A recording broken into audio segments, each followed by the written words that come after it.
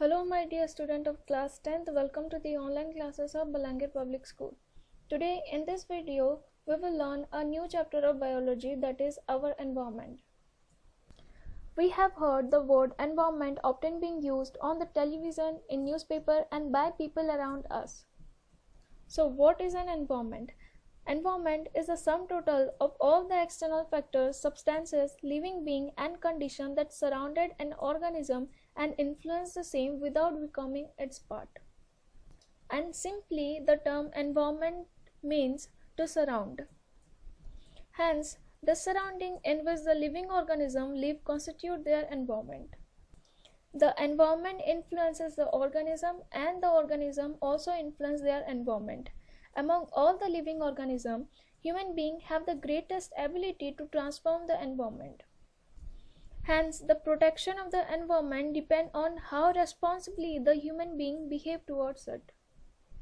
Here a question arises, what happens when we add our waste to the environment?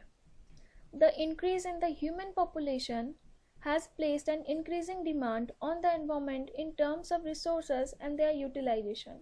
Waste are generated due to the utilization of the resources which have to be disposed into the environment. The kind and the magnitude of the waste produced in the environment or by the human beings or animal, it directly affects the environment. Here I have used the term that is waste. What does it mean? Waste are the useless, leftover or discarded material. They can be gaseous like smoke, liquid as chemicals or solid like food waste. The waste are of two types, that is biodegradable and the non-biodegradable. We find that while certain materials in the soil degrade completely, some material degrade only partially and some did not degrade at all. The material which can be easily degraded by biological process like the action of microbes like bacteria and fungi are called biodegradable waste. Or you can also say that these are the waste which are broken down and disposed of naturally by saprophyte or decomposers.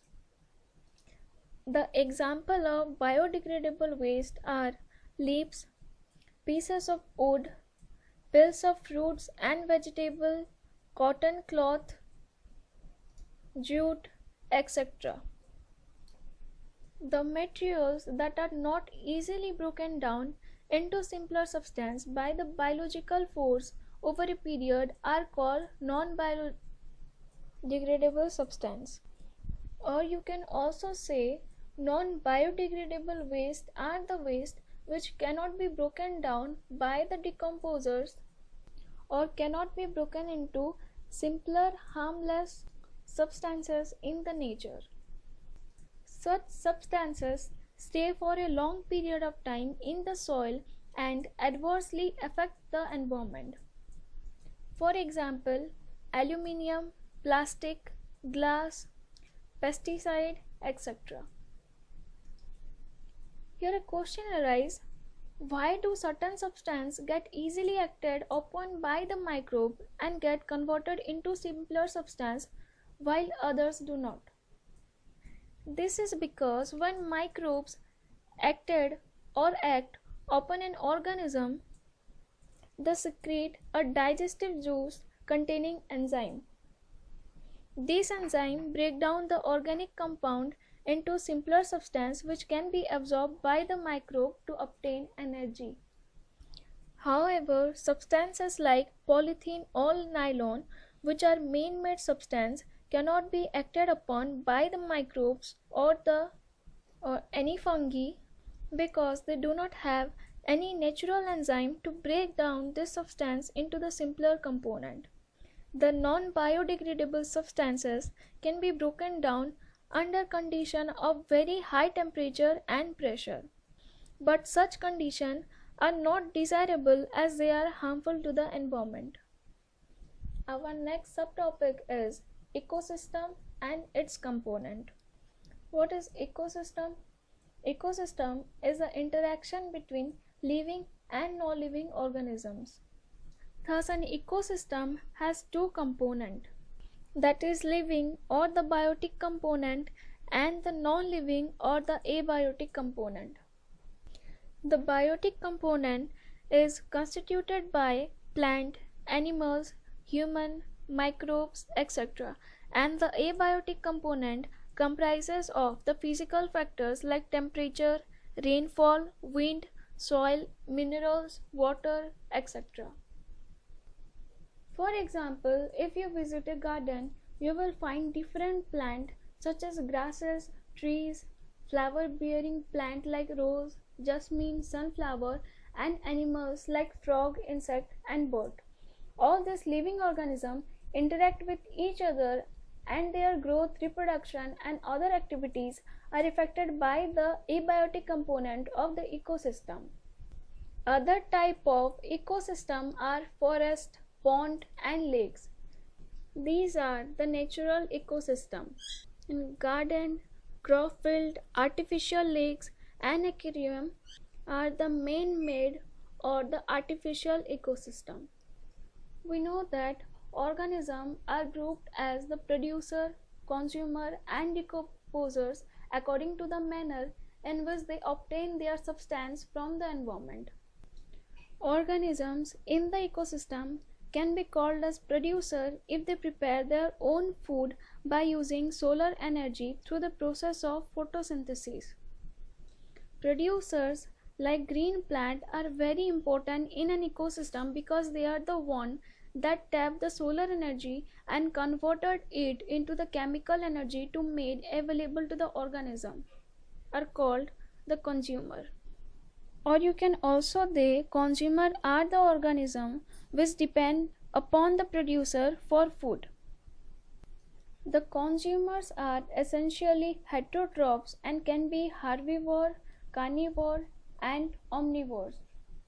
Herbivores feed on plant and are also called the primary consumer, for example cow, goat, deer, and rabbit. Second is the carnivores. Carnivores feed on herbivores, for example lion, tiger, jackal, etc. Carnivores can be secondary or tertiary consumer depending upon the level at which they feed. For example, a rat feeding on the wheat is the primary consumer. A snake feeding on this rat is the secondary consumer, and an eagle feeding on this snake is the tertiary consumer.